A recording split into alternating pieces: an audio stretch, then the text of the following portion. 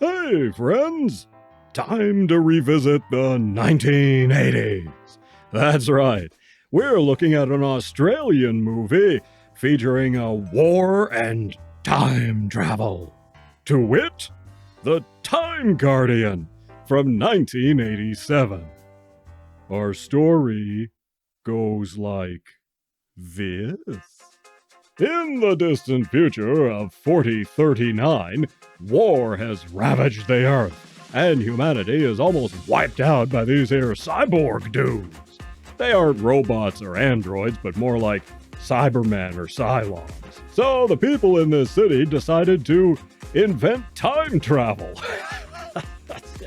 They take their entire city back and forth in time trying to avoid these cyborgs. Unfortunately for them, they get chased through time by these mechanical bad guys, so they're always on the run.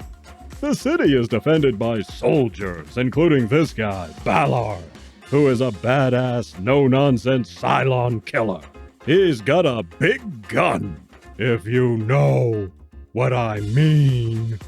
Anyway, he's our hero. He also has this sweet knife. It's not a lightsaber, but it powers up to help cut through stuff. It's pretty cool. The city is damaged during an attack by the Cylons before it can be spun through time. So Ballard and this raw recruit and expert on the 20th century, Princess Leia, are transported on ahead to arrange a suitable landing spot for the city. Now, in the present day, we meet Annie, a geologist and sexy chick who is studying rock formations in the outback. She gets warned off by this jerk, one of the local fuzz who's all full of himself. She sees some rock paintings and is curious about what they depict. It's the city, of course. Seems like it landed in the distant past and had dealings with the Aboriginal people until the Cylons attacked and they escaped again. Ballard, Leah, and Annie deal with some Cylons and the local fuzz while trying to prepare the landing site for the pending arrival of the city. To finally stop the Cylons,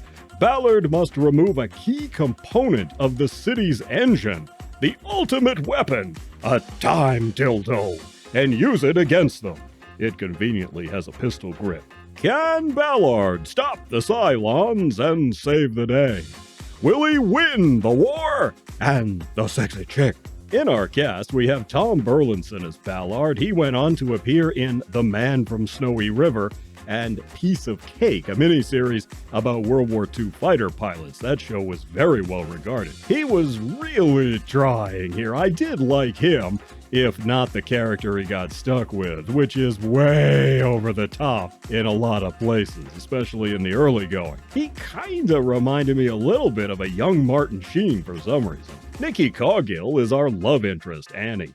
She's probably the best character here, and I liked her as the geologist.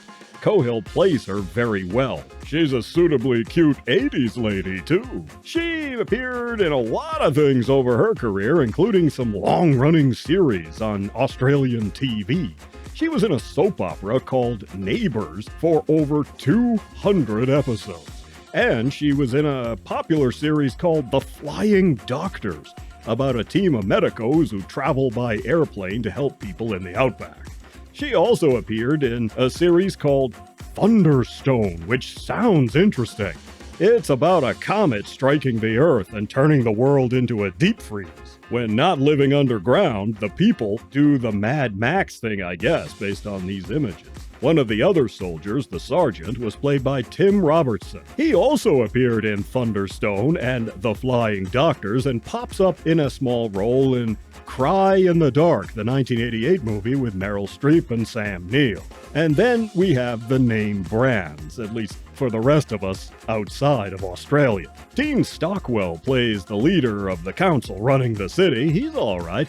Doesn't have all that much to do. He could have shot all of his scenes in like 3 days for what he has here. Then we have Carrie Fisher. Sadly, she doesn't have much to do, and her character is not well served in this one. She starts out as sort of a raw recruit, afraid of the battlefield and makes mistakes and stuff, but then turns on a dime and becomes a sassy freedom fighter, a lot like Princess Leia. She also doesn't have that much to do, maybe more than Stockwell, but still. she's off-screen much of the time. She and Coghill actually traded characters before shooting started. Whether that was their idea or not, I don't know. But I think it turned out well, since Fisher is known for playing a sort of rebel soldier as Princess Leia. This was a troubled production. Brian Hannant wrote and directed the picture, but there were too many cooks in the kitchen, and the producers insisted on a bunch of changes, as they do. The shooting schedule was cut by several weeks, and more cyborgs had to be added, with no increase in budget. So Hannant essentially abandoned this when it got recut and the extra scenes were added. So maybe Fisher came off better or had better character development in the original cut? Hard to say.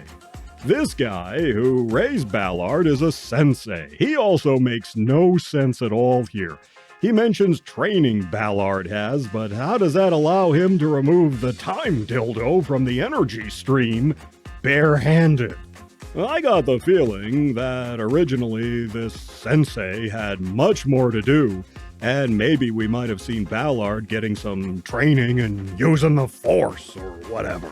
The movie only runs 87 minutes, so deleted scenes might flesh all that out. Unfortunately, either the cut footage doesn't exist anymore or it just isn't available. It's not on the Blu-ray I got anyway. Kino Lorber's Blu-ray looks really good at any rate. Only came with a trailer though, no other extras. Hannant only directed a handful of projects, and this was his last one. He gave it up, apparently. Still, the picture does indeed look good visually, and the special effects are the real star. The battle footage is rife with energy weapons, and I love the exteriors of the city and the miniature work. There's even some good pyro in a few shots. The Cylons are scary enough, but kind of lumbering, and the interiors of the city leave a bit to be desired as they just look really grungy. I mean, this control room looks like a redress of the Klingon Bird of Prey's bridge from Star Trek III. There are other things too, like this here soldier waiting in the dark for the enemy to attack, and what does she do? Lights up a cigarette, of course. That gives away their position, sure, that'd be dumb enough, but she's from the year 4000. How would she even have a cigarette or know how to smoke it? And Fisher's time travel armor. I mean, no, this isn't body paint. That's what I thought at first, but no, this is a cast piece of some kind. But why does it have nipples? I mean, come on. The cops here make no sense either. Their primary motivation appears just to be jerks. They come off like the fat-bellied sheriff and his men in a small southern town, the law unto themselves, right? Really doesn't make much sense. Okay, sure, cops have to be tough in the outback, but still, these guys are almost cartoonish that way, and there are other lapses in logic to be sure, too many to cover here. I'm a bit torn because the movie is, honestly, not all it could have been. But it does have some good things going for it. Coghill is really good. Burlinson is trying. The concept is interesting, and the special effects are much better than average. The dumber elements really drag this one down, though.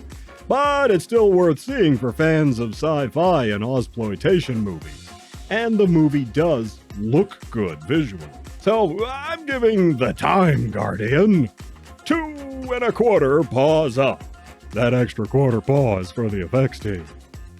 You take care of yourselves, and I'll see you in the next one.